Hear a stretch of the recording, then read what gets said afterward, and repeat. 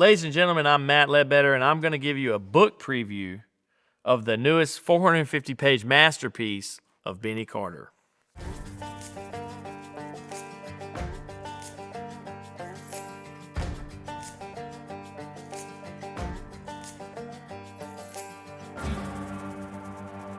Hey guys, I'm Matt Ledbetter with the House of Folk Art, and today I want to introduce you to the book Little New York Folk Paintings of Benny Carter. And this has been a 2-year project for me, and it ended at 450 plus pages.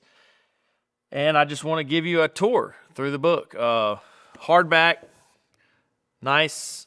I'm happy with the printing. This is my first book, so I did not know how to do this once we got it finished, but we figured it out, and I got the one mailed to me just so I could check out the quality of the print. So pretty happy with it. So let's dive in. So we got the cover. This is a self-portrait of Benny Carter, a very rare self-portrait. So first page, we're going to do all 450 pages like this. First page, I'm really sentimental about this photo. This is a photo of Jet Ledbetter looking in a corner cupboard at a house back when we used to pick, and he was in there just digging through the bottom of the corner cupboard. So I thought that was really cool. This is a family tradition here. So one thing that I was really wanting to do in this book is give the reader something to look at for minutes at a time, 5 minutes, 10 minutes. So I did a lot of splash pages, what I call splash pages. So the book starts out with a splash page, and if you have this book and you ever just want to do something for 5 minutes, open up to a splash page and just analyze this page like you were analyzing a piece of art. So this page right here is only about a 4-inch section of one of Benny's pieces of art. And just right here, what I like to do when I look at his paintings, you know, it might take you a few different times to look at this page, but all of a sudden you're going to see somebody falling from the sky. And you're going to see somebody parachuting right next to him. So there's somebody in the window right there. So I wanted to blow these images up because in actuality, this image that you're looking at right here is only about that big. It's only about 4 inches. So that's one thing that I really wanted to make sure, because I wanted you to see his brushstrokes. And so we have another splash page. So the book is full of splash pages that hopefully you'll enjoy. There are a couple essays in here. Mike Smith was kind enough to write an essay. He's at the At Home Gallery in Greensboro, and he knew Benny Carter, so that was really great to get him. He represented Benny Carter back in the late 90s, mid-90s, late 90s, and early 2000s. So, and I believe for this page, for you to get through a 450-page book, you're really going to need to pay attention to the contents page. So if you wanted to fast forward and, for instance, let's go to his miniature paintings, page 104. And if I did my job correctly as the publisher editor, we're going to flip to 104, and there are the miniature paintings. And so first thing we show you a miniature painting, and we've got the white gloved hands in there for scale, the moment, the how, and the miniatures on loan for this book.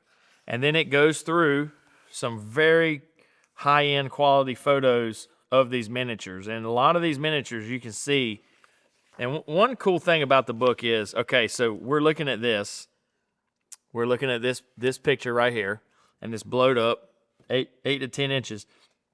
And when you turn the page, you actually get to see how big it is, which is about 2 inches. So all this detail right here in a 2-inch space. And that is one of Benny Carter's phenomenons. So right here in this painting, and this is why we blew them up. So we can sit here and say 1, 2, 3, 4, 5, 6, 7, 8, 9, 10, 11, 12, 13, 14, 15, 16, 17, 18, 19, 20. 1, 2, 3, 4, 5, 6, 7, 8, it's 30. It's at least 40 people. I just spit on the book. It's at least 40 people in a 3 or 4 inch painting. This painting right here is 3 inches, and it should tell the size. In a 2.75 by 2.75 painting, Benny Carter has painted somewhere around 40 people. So it's just a phenomenon that he was able to paint this small. And so the miniatures, I think, is a very special part of this book. And they're full of miniatures. He, as far as we know, he created under 200 miniatures. That's out of 10 to 20,000 pieces of art, 200 miniatures. I think it's really important, page 14, I think it's really important to understand the legend of Howard Smith. Howard was an instrument for folk artists. He was an instrument for Benny Carter, and he was a legend in his own right. He wrote the Index of Southern Potters. So we definitely pay a tribute to Howard Smith, and these are a couple paintings that Howard did when he was still alive. And Howard lost his life at a very young age, 44 years old. He died. So right into the early years of Benny Carter, we have Benny as a baby standing with his father who was in the military. And then when him and Teresa got married, and Teresa was pretty young, and Teresa and Benny got together. Teresa was probably 19 or 20, and Benny was already, in his 30s, I'd say, when that happened.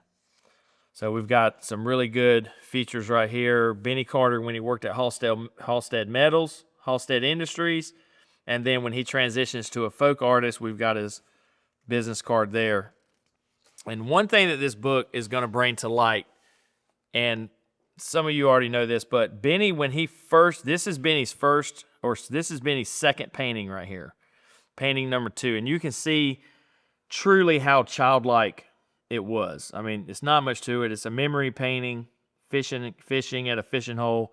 And then his number 16 painting, he started to do the cars, and then he steps it up. By 1995, in just 3 years, he had escalated his brushstrokes to be able to do what he creates in his famous New York City scenes. So you see the evolution here of his paintings, and it only took about 3 years for him to master his craft with the windows and all how to paint the people and how to expertly paint his taxi cabs. So the first part of the book is the early paintings, and I'm telling you, we're not going to go through every page, but every page is a splash page, so you can really get into brushstrokes and seeing things you normally wouldn't see, and then it shows you a picture of the painting. And it's pretty excellent. And these are really early paintings by Benny. This is one of his first New York City paintings, and then it upgrades to some of his masterpiece periods, 95 to 98. So you really do get a sense. This is a wonderful painting right here. This is one of the best ones right here. So we'll go back to the contents page. All right, now let's take a look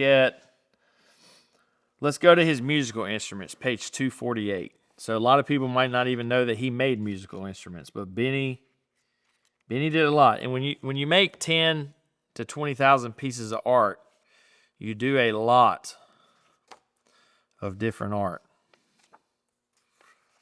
So this starts his musical instruments. So most of them are banjos, I'd say, and they're fairly rare. There's not many of them. So these pages, it doesn't go far at all. 248 and 249 with the musical instruments. But that's a vital part of Benny's, and we've seen some more that have popped up on auctions since this book was written. So he probably made 10 to 15 musical instruments that he painted. And even me, I'm a little depressed that there's not more in here on his musical instruments. So we go through the calendar paintings, and then the environmental work. Let's go back to the contents. Painted clocks. Page 162 starts the environmental, then we're going to go to 192. So 162 with the environmental. All right, so this is where people will start to discover what is really going on with Benny Carter. Benny Carter definitely was a hoarder with his art. I mean, this is his property. This is what his property looked like. And he painted that in his at-home pieces, the old home place. You see all the birdhouses, but that is what it really looked like.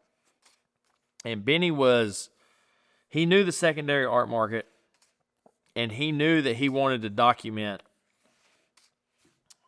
every piece of his art. So he took a lot of pictures. So this is how he lived. This was his environment. When you pulled up to Benny's house, this is what you saw. And that's why, these are really freshly painted in these photos. They're not like that anymore because they spent their life outside in the weather. And this is a nice one right here. This is a birdhouse, the SS Noah's Ark. So I think you're going to spend a lot of time in this book. Calendar paintings. So starting on 275, it's just page after page of different pieces of art by Benny. Then we go into his last known painting, and then other self-taught artists. Let's cover that, and then we will be... This is a special section right here because I know there's a nice picture of Benny Carter with a lot of his work. And this is one of his easels, and this is his light that was down in the basement that he painted by. So that was pretty neat. So this is a special section because even Benny, he felt like he was just one of those artists that nobody knew about. So to be able to use Benny Carter and at the end of this book, get out some artists, get an artist name in your vocabulary. Because you like Benny, now you've heard of Sam the Dot Man. All right? And a lot of you, Sam the Dot Man is one of the more known, but there's not many books with Sam. And so I just felt like with Benny being friends, here's a picture of Benny in Sam's house. Sam the Dot Man painted a portrait of Benny Carter. And here's another picture of Benny and Sam when they were at Farrington, the Farrington Folk Art Show. So I just felt like this was a great opportunity, and I think Benny would be proud of this, to get some of these names out there. Carrie Graves, that's one that if you follow our auction, you definitely know who Carrie Graves is. But the majority of people in the art world, I don't think they know who Carrie Graves is. So you get to see a picture of her painting on her bed, and then there's a couple of her pieces. Then her daughter, Ellen Martin, we have pictures of her, so pictures of her pottery. W.C. Rice, we always see his painted signs, but there's actual pictures of W.C. Rice. Willie Jinks, and we recently have added a picture of Willie Jinks to this page. So this is the prototype book, but since then the printed copy has a picture of Willie Jinks holding some paintings. And this is a real special one, Charles Simmons. And we have a picture of Charles carving his stone right here. So that's a great dovetail of Charles Simmons' work with an actual putting the two in together. Who is Charles Simmons? Because to this date, I think this is going to be the only photo of Charles Simmons. And Reverend J.A. King, again, hundreds and hundreds and hundreds of pieces of work, but he's just not in any books. And who is Reverend J.A. King? And that's still a little unknown, but at least we have a picture of him. So the back of this book is filled with, 20 or so artists, and then it goes back into a few paintings. Here's Benny Carter with Mike Smith. Not Mike Smith, Mike Hudson. So that's pretty much the gist of the book. And, why did we write this book? Well, we wrote the book because it needed to be written. There's one other book that has a couple pages of Benny, but he certainly created enough art to warrant having his own book. Could I have cut it off at 150 pages? Probably not. But is $450 excessive? Probably. And I learned a valuable lesson there, just as an entrepreneur. Too much is too much. And the second edition of this book, we are printing 500 of these. We've committed to that. We've got pre-orders going out now. But the second edition of this book, we're going to scale this thing down to about 160 pages so it's manageable, so people can afford it. And same quality, but just a little bit smaller, so we can get the message out there to a mass of people. So a little bit about how this book was created. Well, the story is in the book a little bit, but here's how the story goes. One day I'm in the gallery, and Ron Causey, who is my folk art confidant, he passed away, but he handed me a tote full of pictures from Benny Carter. Benny Carter, photos of Benny Carter from Benny Carter. Benny took all the pictures, and it had to be thousands, and he said, I'm going to leave these with you because I know you'll know what to do with them. And at the time, I didn't understand. I was like, whatever, I'll put them on the back shelf. Well, it went, about 3 months after Ron passed, I realized, hey, you know what? I do think I know what to do with these. So I started going through the pictures, and everything in this book is a creation of Matt Ledbetter. I didn't have anybody telling me what to do, telling me how to do it. And it's barbaric, but this book was created one page at a time in Photoshop, if you can believe that. And when my printer found that out, they didn't believe it, because it is a masterpiece, and it's a good piece of work. And I had a really hard time finding a publisher. For 6 months, I was trying to find a publisher. Well, then I pretty much got in an argument with a publisher, and they said, you don't need a publisher. You need a printer. The book is published. You are the publisher. You don't need a publisher. You need a printer. Nobody told me that. I didn't know that I needed a printer. I thought I had to find a publisher. I was confused on why UNC Print Press, it sounds like a printer to me. It sounds like a book press, that they press the books out. I didn't know they didn't print the books. They're a publishing company. When you write your own book, you don't need a publisher. I took every photo in this book, and that's what I do for a living. I take 300 to 500 photos a day of still life objects, and that is what this book is. It's a 450-page book of pictures. So I didn't need anybody to take my pictures. I can type 90 words a minute. I'll take a typing test any day of the week. I didn't need anybody to lay the book out because I know what looks good and what doesn't. So it took me 6 months to realize, finally they told me, you don't need us, you need a printer. It didn't take me but 3 hours to find a printer, local in New Jersey, and I wanted to know the quality, so I ordered one book. And this is the book that I have right here. So all I got to do to order these 500 books is click a button. They're going to be done in less than a week. Drive 7-8 hours to New Jersey, pick them up. I'm just getting into this because I'm folk art. How many boxes do you think it's going to take to haul 500 of these? It's going to be a van full of books. They want to charge me $2,700 to ship them. I'm just like, nah. It's not on them. That's how much it would cost to ship them. 500, 400. This book is heavy. Well, more than a pallet. So think about it. There's going to be about six books per box. Just call it 5 books per box, so the boxes aren't way too heavy. So you're talking about 100 boxes. A pallet would probably fit, 5, 10, 15. A pallet will fit 25 boxes if it's done. Anyway, I'm driving up to get them.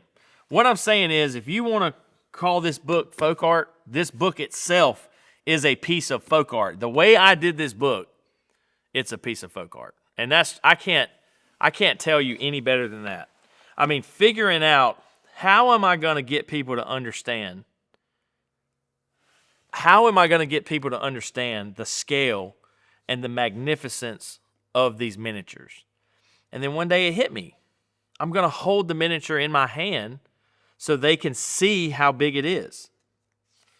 And that's what we did. And man, this one is awesome. So look at all this detail that went into that. And then look how small that is. I have one that has a penny on it. But listen, it's been a labor of love. It's been 2 years of my life. To be honest with you, I'm actually happy that it's over because I want to do more books. I really do. I am in front of some great material that is book worthy. And as soon as this is done, as soon as the print of 500 is gone and we have those books in-house and we've shipped the ones out that need to be shipped, I'm not worried about selling 500 books. I just want to, whoever's pre-ordered will get them shipped, and then whoever wants to buy it later, buy it. I don't care. I am going to move on to more books. You're going to see the name Ledbetter on more book spines. And hopefully you guys can have the series of books by Ledbetter, and I'll put as many books out as I can until one of y'all must kill me, and that's going to be that.